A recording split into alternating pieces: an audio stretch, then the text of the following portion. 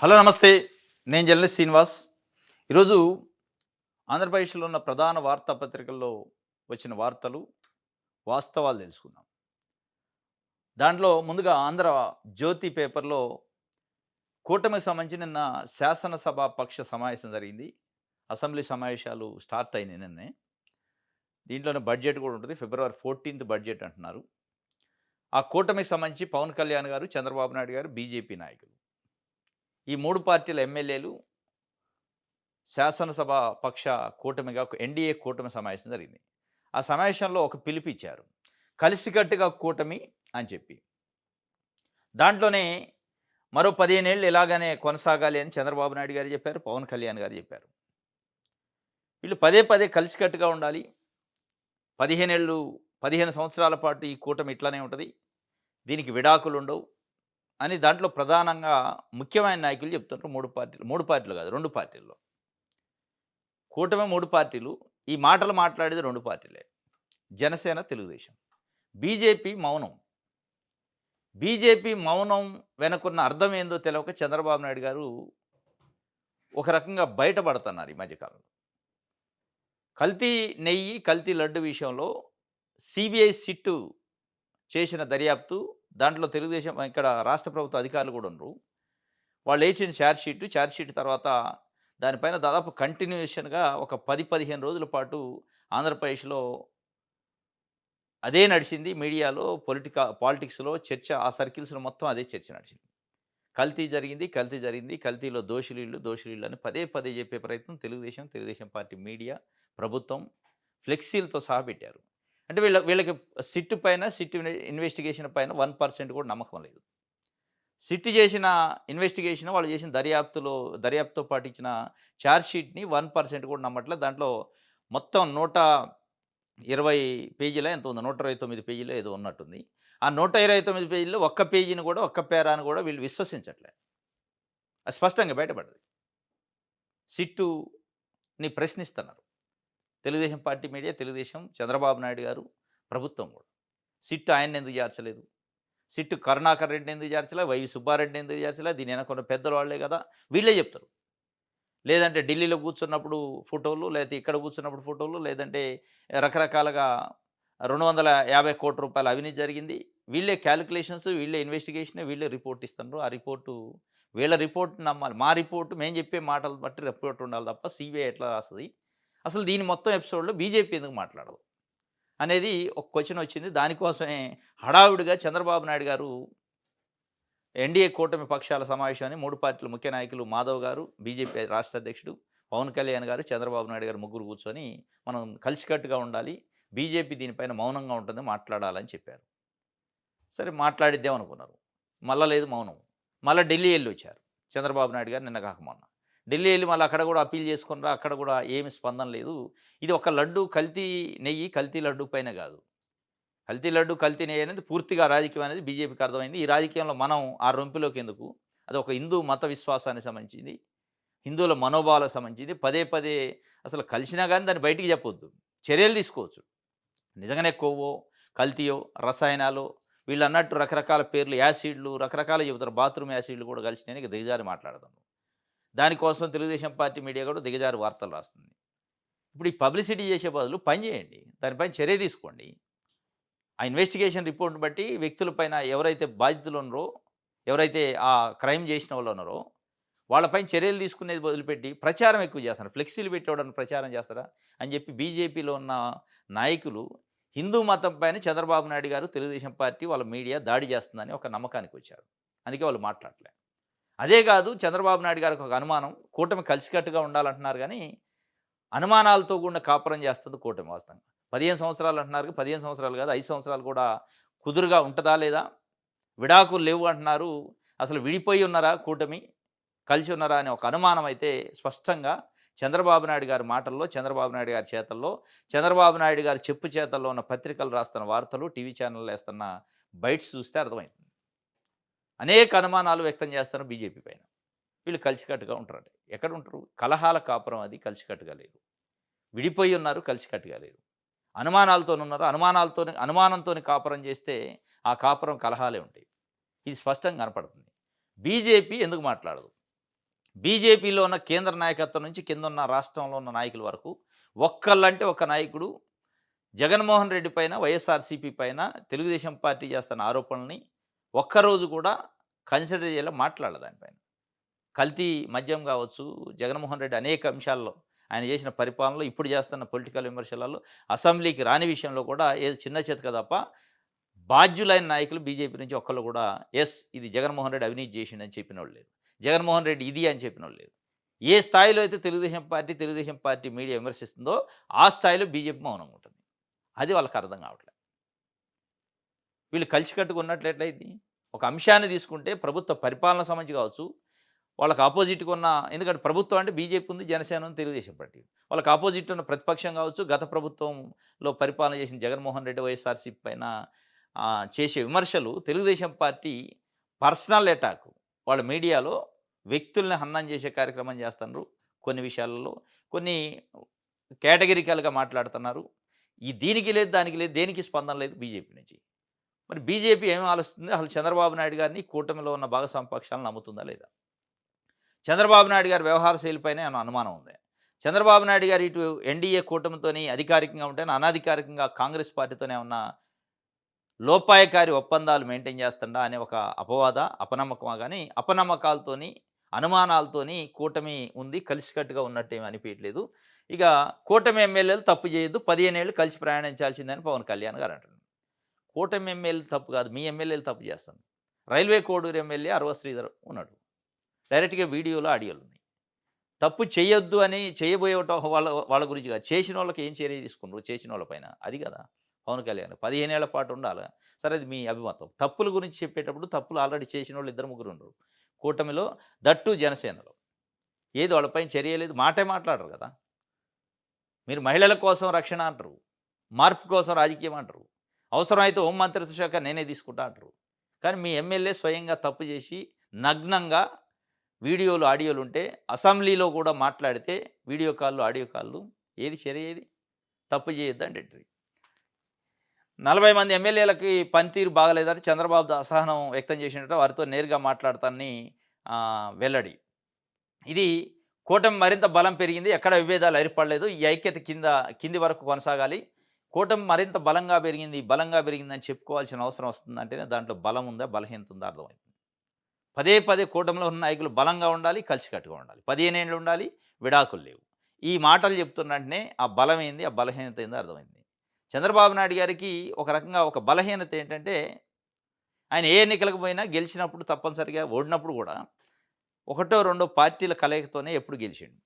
1995 నుంచి ఇప్పటి వరకు. 1990 ఎలక్షన్స్‌తో 1999లో బీజేపీతోని పోయినప్పుడు ఉమ్మడి ఏపీలో, 2004లో బీజేపీతోని పోయి ఓటమి, 2009లో మహాకూటమి కమ్యూనిస్టులు అన్ని పార్టీలు ఉన్న బీఆర్ఎస్ అన్నీ కలిసి, 2009లో రాజశేఖర రెడ్డి ఉన్నప్పుడు, 2014లో మళ్ళీ రాష్ట్రం విడిపోయాక బీజేపీ, జనసేన 3 పార్టీల పొత్తు, 2019లో ఒక్కళ్ళు ఒంటరిగా పోతే ఓడిపోయారు చిత్తుగా, 2024లో మళ్ళీ 3 పార్టీల పొత్తు. దానికి చుట్టూ పార్టీలు ఉంటే తప్ప ప్రజలను నమ్మడు. ప్రజల నమ్మకాన్ని చురగొనాలంటే ఇటొకళ్ళు పార్టీలు ఉంటే, ఈ పార్టీల నమ్మకంతోనే ఆయన గట్టెక్కే కార్యక్రమం చేస్తారు. అదేమన్నా దెబ్బ తగిలిద్దేమని బాధపడుతుండు, కానీ అనుమానపడుతుండు బీజేపీని. ఇది ఒక వార్త. 'ఆంధ్రజ్యోతి'కి సంబంధించి. రైట్. 'ఆంధ్రజ్యోతి'లోని ఇంకొక వార్త ఇచ్చారు. ఉద్రిక్త వెనక కుట్ర కోణం ఉందట. స్థానిక రాజకీయాలతో టార్గెట్‌గా మారిన శ్రీశైలం ఆలయ ఈవో. 'ఆంధ్రజ్యోతి' ఎంత దిగజారిన వార్తలు రాస్తుందంటే, శ్రీశైలం క్షేత్రంలో, ఆ దేవాలయంలో తొక్కిసలాట జరిగింది. శ్రీశైలం భక్తులే కాదు, దీక్ష తీసుకున్నోళ్ళు, శివ దీక్ష తీసుకున్నోళ్ళు కొన్ని వేల మంది వస్తారు. వాళ్ళకి తెలుసు సరైన ఏర్పాట్లు చేయలేదు, నిర్లక్ష్యము. ఆ తొక్కిసలాట జరిగి వాస్తవంగా చాలా నష్టం జరిగే అవకాశం ఉండేది. కానీ కొంతమంది భక్తులు, ఆ శివ దీక్ష తీసుకున్నోళ్ళు లౌక్యంగా వ్యవహరించి, అక్కడ చకాచక్యంగా వ్యవహరించి దాన్ని, ఒక ఆపదని కాపాడారు పోలీసులు కూడా అక్కడున్నోళ్ళు. దీన్ని నిన్న పేపర్లు, సాక్షి పేపర్, ఇంకా కొన్ని 1, 2 పేపర్లు రాసినాయి. ఈనాడు, ఆంధ్రజ్యోతి అసలు అది మనుషులు కాదా, అక్కడ జరిగిన తొక్కిసలాట కాదు, లాఠీ చార్జీ లేదు, వాళ్ళు భక్తులే కాదు అన్న పందాలో ఆ వార్తనే తీసుకోవాలి. పోటెత్తిన భక్తులు శ్రీశైలానికి అని రాశారు. పోటెత్తింది కాదు, ఆ పోటెత్తిన దాంట్లో తొక్కిసలాట జరిగింది. అంటే మీ మీ ఎజెండా ఏంటి? మీరు ఎవరి కోసం రాస్తారు వార్తలు? అంటే కొన్ని వేల మంది తొక్కిసలాట జరిగితే, కొన్ని వేల మందికి లాఠీ చార్జ్ జరిగితే, భక్తుల పైన లాఠీ చార్జ్ జరిగితే వార్త లేదు నిన్న. ఈరోజు ఏం వార్త రాసిండు దానికి? కంటిన్యూషన్ ఖండన, ఉద్రిక్తత వెనక కుట్ర కోణం ఉందట. అంటే తొక్కిసలాట జరిగి చనిపోతే కుట్ర ఉంటది. ఏది మన సింహాచలంలో గాని, కాశీబుగ్గలో గాని, లేదా తిరుమలలో గాని, లేదా పుష్కరాల్లో గాని. చంద్రబాబు నాయుడు గారి పరిపాలనలో తొక్కిసలాట జరిగి చాలా మంది మృతి చెందుతారు. ఆ మృతి చెందినప్పుడు దానికి కవరింగ్ వార్తలు రాస్తారు ఈళ్ళు. మృతి చెందినందుకి అడ్మినిస్ట్రేషనో, ప్రభుత్వం వైఫల్యం రాయరు. దీంట్లో ఏమైనా కుట్ర ఉందట. ఇక నిన్న శ్రీశైలంది కూడా అది. నువ్వు లాఠీ చార్జీది రాసి ఉండి, ఈ కుట్ర కోణం రాస్తే ఎవడన్నా నమ్మేటోడు. మీరు కుట్ర చేస్తున్నారు. అక్కడ జరిగిన వాస్తవాలను కప్పిపుచ్చడానికి ఈ కుట్ర వార్తలు రాయొద్దు దయచేసి. ప్రజలు ఊంచేస్తున్నారు. యాక్చి అంటున్నారు. మీరు రాస్తారుగా యాక్చి వార్తలని. యాక్చి అంటున్నారు. రోత పత్రిక అంటున్నారు. రోత వార్తలు రాస్తున్నా అంటున్నారు. వాస్తవాలను కప్పిపుస్తారు మీరు. భక్తులు పాపం వాళ్ళు. శివభక్తుల పైన పోలీసులు లాఠీ చార్జీని చేసిన వీడియోలు, ఆడియోలు బయటకొచ్చినాయి. దాన్ని కప్పిపుచ్చటానికి దీని వెనక కుట్ర. ఎవరు చేస్తారు కుట్ర? అక్కడ కుట్ర జరిగిందో లేదో కానీ మీరు చేస్తారు కుట్ర. కుతంత్రాలు చేసి వార్తలు రాస్తారు. ఇది తప్పు కదా! ఇది వైసీపీ భక్తాధికారిని తిరిగి రప్పించే యత్నం అట. వైసీపీ భక్తాధికారులు, టీడీపీ భక్తాధికారులు ఇట్లా ఉంటారు అధికారులు. మీరు ముద్రలేసి వైసీపీ ఐపీఎస్లు, వైసీపీ ఐఏఎస్లు, తెలుగుదేశం పార్టీ ఐఏఎస్లు, తెలుగుదేశం పార్టీ ఐపీఎస్లు. ఒక పత్రిక ఇది. ఇంత రోత వార్తలు రాసేది. వైసీపీ భక్తాధికారి కోసం ఈ కుట్ర చేశారట. వైసీపీ భక్తాధికారి ఈ కుట్ర చేస్తే ఎట్లా పడతారు? ఉన్నది తెలుగుదేశం పార్టీ అధికారంలో ఉంది. వైసీపీ భక్తాధికారి అని ఆంధ్రజ్యోతికి తెలిసింది. అక్కడ ఉన్న తెలుగుదేశం పార్టీ నాయకులకో, ముఖ్యమంత్రికో తెలవదా? దేవాదాయ శాఖ మంత్రికి తెలవదా? ఆయన తీసుకొచ్చి ఎట్లా కూర్చోబెడతారు? మరీ మైండ్ ఉండాలి కనీసం వార్త రాసేటప్పుడు. వైసీపీ భక్తాధికారుల కోసం శివభక్తుల చేతుల్లోకి రాళ్ళు ఎలా వచ్చాయి? అది అడగాల మీరు. రాళ్ళు ఎట్లా వచ్చినాయి? తాళాలు ఎట్లా వేశారు? రాళ్ళు వచ్చినాయట. అంటే వాళ్ళని ఒక రకంగా అవమానపరుస్తున్నారు. వైసీపీ అంటే శివభక్తులట రాళ్ళు తీసుకొని వచ్చారు కాబట్టి మీ అనుమానం, మీ జబ్బు తెలుగుదేశం పార్టీకి సేవ చేసే జబ్బు కోసం వాళ్ళు 41 రోజుల పాటు దీక్ష చేసిన శివభక్తులను కూడా అనుమానించే పరిస్థితి. వాళ్ళ చేతిలోకి రాళ్ళు ఎట్టొచ్చినాయి? వాళ్ళు తొక్కేసలాట ఎట జరిగింది? దీని వెనక ఎవరున్నారు? ఇవి కాదు నువ్వు చేయాల్సింది. ప్రభుత్వం పనితీరును ప్రశ్నించాలా. ఇది ఒక వార్త అయితే ఈనాడులో పునరుద్ధరణ దశ దాటి ప్రగతి వైపు పరుగులాట, పేదలకు ఏటా 33,000 కోట్ల నగదు బదిలీ, అమరావతి శాస్త్ర రాజధానిగా కేంద్ర చట్టం, ఏఐ క్వాంటంతో రాష్ట్రానికి ప్రపంచ స్థాయి గుర్తింపు, విద్యుత్ ఛార్జీలు తగ్గించాం, విశ్వ విపణిలోకి మన ఎగుమతులు, గవర్నర్ అబ్దుల్ నజీర్ ఉద్ఘాటన. ఉభయ సభల సంయుక్త సమావేశంలో గవర్నర్ ప్రసంగం చేశారు నిన్న. ఉభయ సభలకు సంబంధించిన సమావేశం స్టార్టింగ్ రోజు జరిగింది. దాంట్లో గవర్నర్ ప్రసంగంలో పునరుద్ధరణ దశ నుంచి ప్రగతి వైపు పరుగులు పెడుతుంది. ఏంటి పునరుద్ధరించేది? అసలు ఎక్కడుంది పునరుద్ధరణ చేయడానికి? ఆల్రెడీ ఉంటే దాన్ని పునరుద్ధరణ అంటే రీనోవేషన్ అంటారు.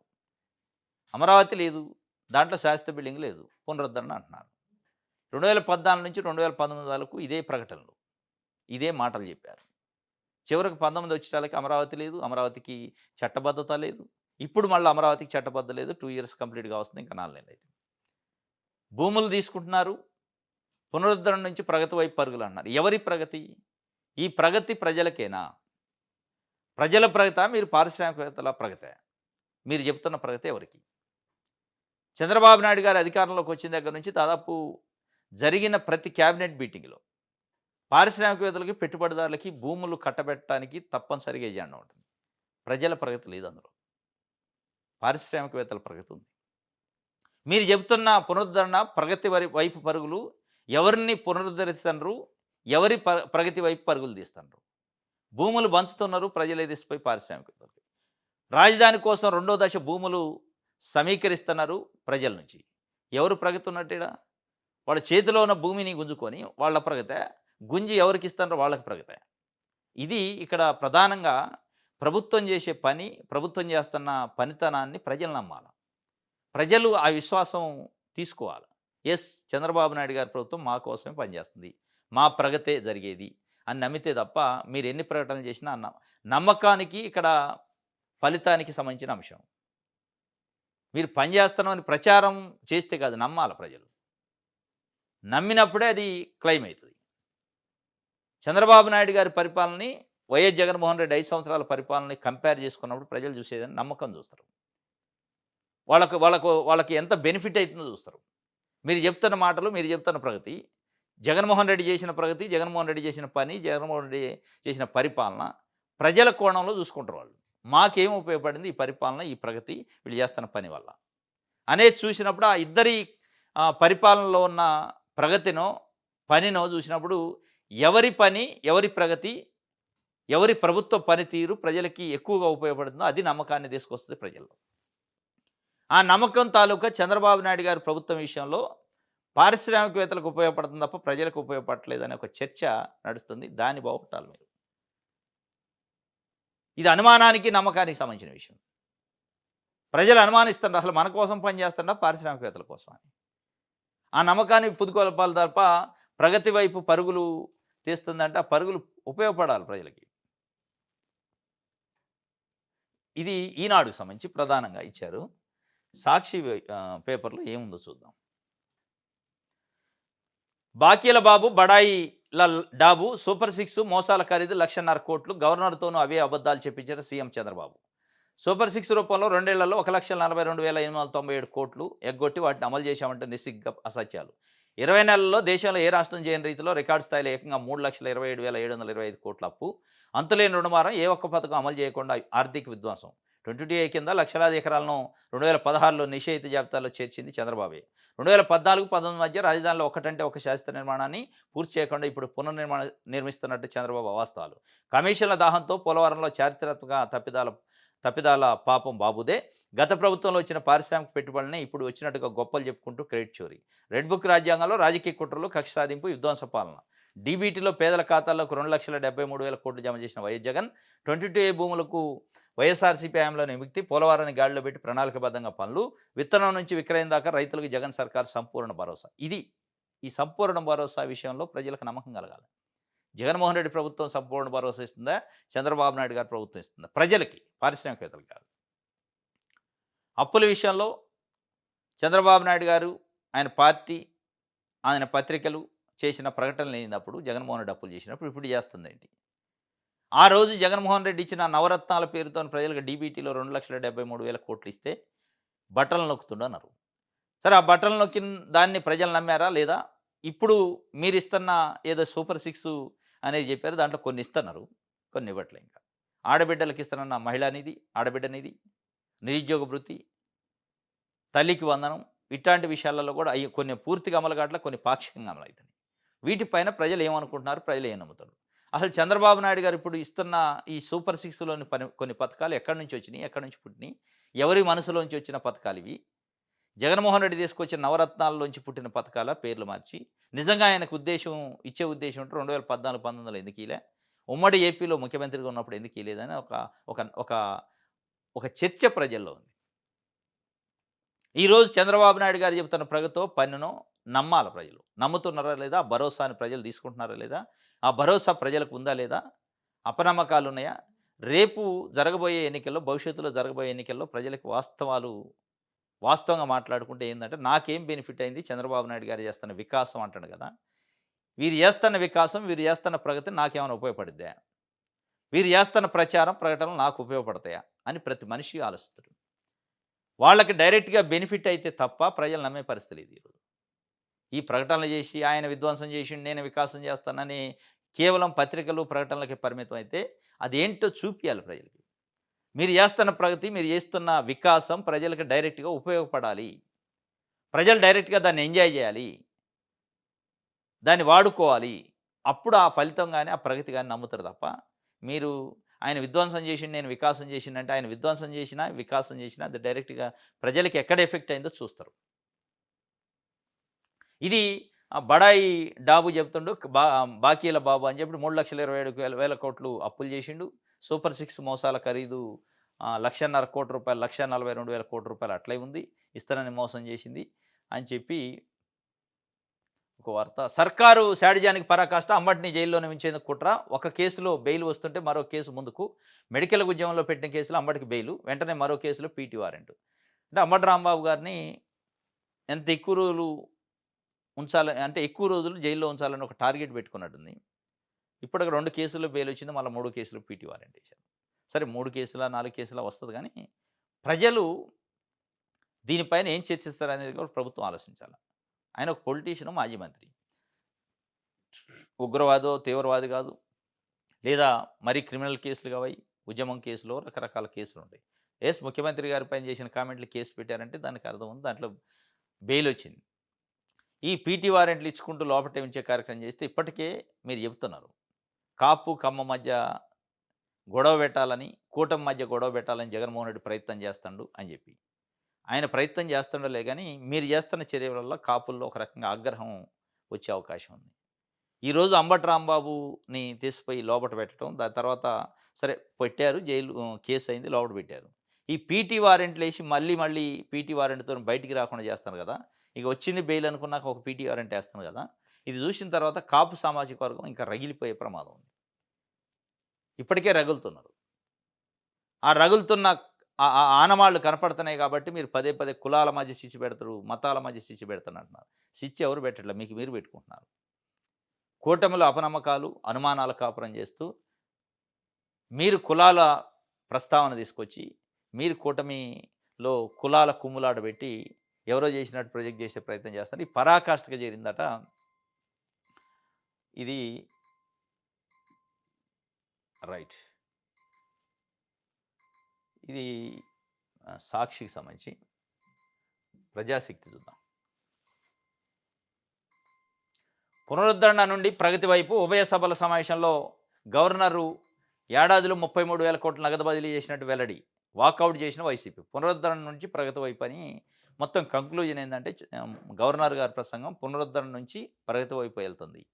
ఇప్పుడు అక్కడ ప్రజలు నమ్మాలి. మీరు చెప్పే ప్రగతి, మీరు చెబుతున్న పునరుద్ధరణ పూర్తయిందట. ఇక అక్కడ నుంచి ప్రగతి వైపే వెళ్తుంది. ఆ ప్రగతి ప్రజలకి ఏం ఉపయోగపడుతుంది అనేది ప్రధానంగా ఈరోజు ప్రజల మధ్యలో జరిగే చర్చ. ఇంకోటి, తిరుమల లడ్డు వ్యవహారాన్ని మత వివాదంగా మార్చొద్దు. వామపక్ష పార్టీల హెచ్చరిక. లడ్డు అవినీతిని లౌకిక శక్తులు నిలదీయాలి. సిట్ నివేదిక ప్రకారం చర్యలు తీసుకోవాలి.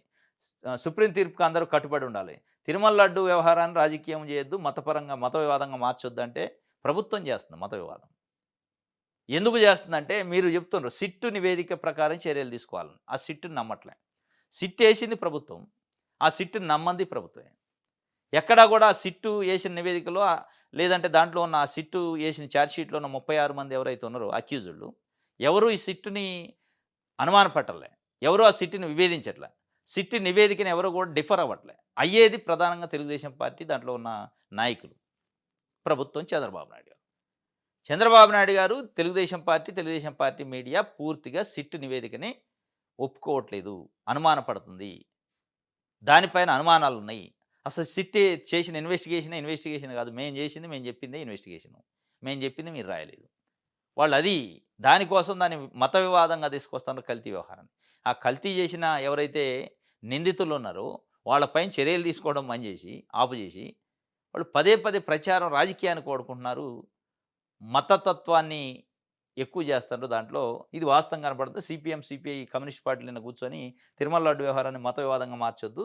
సిట్ ఏదైతే నివేదిక ఇచ్చిందో దాని ప్రకారం చర్యలు తీసుకోండి. దాని ప్రకారం కాదు, అసలు దాన్ని పక్కన పెట్టాలని చూస్తున్నారు. అది అసలు పనికే రాదు. నేను ఏకసభ్య కమిషన్ ఏస్తా. దాని ప్రకారం అసలు నిజాలు బయటకు వస్తాయి అంటుండు. ఇప్పుడు వచ్చినయి నిజాలు కాదట. నిజాలు అంటే దాని అర్థం ఏంటంటే మీరు నమ్మింది నిజం.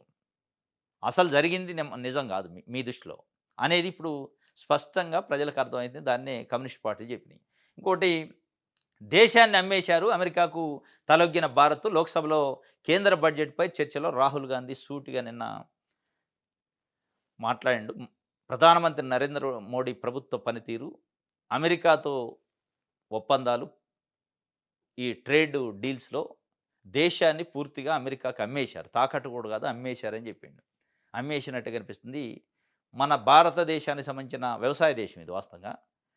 రైతుల సేవలను తాకట్టు పెట్టిండు నరేంద్ర మోడీ ప్రభుత్వం అమెరికాకి. 25% సుంకాలు తగ్గించిందని జబ్బలు. ఈ సుంకాలు తగ్గింపు వెనక ఒక పెద్ద కుట్ర ఉందట. ఒక పెద్ద డీల్ ఉందట. అన్‌కండిషనల్‌గా, బేషరతుగా అమెరికాకు సంబంధించిన వ్యవసాయ ఉత్పత్తులను మనం దిగుమతి చేసుకోవాలి. మన భారతదేశంలో ఉన్న ప్రజలు రేపు తినబోయే వ్యవసాయ ఉత్పత్తులు, ఆహార పదార్థాలు మొత్తం కూడా మనం పండించినవి కాదు. అమెరికా నుంచి దిగుమతి చేసుకునేవి మనం కొనాలి, తినాలి. అది ఎంత రేటు ఉన్నా పర్వాలేదు. దానిపైన దిగుమతి సుంకాలు జీరో చేయాలి. ఇది కండిషన్ అట. ఇది ఒప్పందం అని చెప్పి రాహుల్ గాంధీ చెప్తుండు. ఇది కొంత చర్చ, డిబేటు బర్న్ అవుతుంది. నేను రాహుల్ గాంధీ ప్రకటన ఇది దాంట్లో మాట్లాడిన కానించి పార్లమెంట్‌లో. వాస్తవాలను కప్పిస్తున్న నరేంద్ర మోడీ అని చెప్పి ఆయన స్పష్టంగా చెప్పిండు. దేశాన్ని అమ్మేస్తున్నారు. తాకట్టు కూడా కాదు, అమ్మేసిండు పూర్తిగా. రేపు దేశంలో ఉన్న రైతుల పరిస్థితి ఏంది? వ్యవసాయ పంటలు పండించే రైతుల పరిస్థితి, వీళ్ళ పంటలకు ధరలు ఎక్కడి నుంచి వస్తాయి? అమెరికా నుంచి దిగుమతి చేసుకోవటం ఒక కండిషన్‌తోని మీరు ఒప్పుకున్న తర్వాత, ఆ దిగుమతైన ధాన్యమో, దిగుమతైన ఆహార పదార్థాలు ఉన్నాంక, వాటిని ఎంకరేజ్ చేసే కార్యక్రమం ప్రభుత్వమే ప్రత్యక్షంగా చేస్తన్నాంక, మన రైతుల నోట్లో మట్టి కొట్టినట్టు కాదా అని స్పష్టంగా అడిగాను. కుస్తీ పట్టులో కుస్తీ పట్టులో ఎట్లయితే కుస్తీ పట్టు పట్టే వాళ్ళుంటారో, వాళ్ళు ఫస్ట్ మెడను పట్టుకుంటారు. మెడ పైన ఎవరికైతే గ్రిప్ వస్తదో ఇక వాడిని వంచేస్తారు. ఇప్పుడు మన మెడ, మన భారతదేశం మెడను నరేంద్ర మోడీ తీసుకుపోయి డొనాల్డ్ ట్రంప్ చేతిలో పెట్టిండు. మెడ కరెక్ట్‌గా పట్టుకుండు ఇగ. వంచేసిండు మెడని. వంచి వంగదీసుకొని ఈరోజు పరిపాలన చేస్తాండు. దీని వెనక పెద్ద కుట్ర ఉంది. దీని వెనక ఆర్థిక ప్రయోజనాలని, దీని వెనక బీజేపీకి సంబంధించిన కొంతమంది బీజేపీకి దగ్గరగా ఉండే పారిశ్రామికవేత్తల బండారం ఉంది. ఆ బండారం డొనాల్డ్ ట్రంప్ చేతిలో ఉంది. ఈటన్నిటికి లొంగిపోయిండు ప్రధానమంత్రి అని చెప్పి ఆయన చాలా స్పష్టంగా చెప్పిండు. దేశాన్ని అమ్మేశారని చెప్పి. ఇది ఈరోజు న్యూస్ అనాలిసిస్. రేపు తాజా వార్తలతో తిరిగి కలుసుకుందాం. Thank you.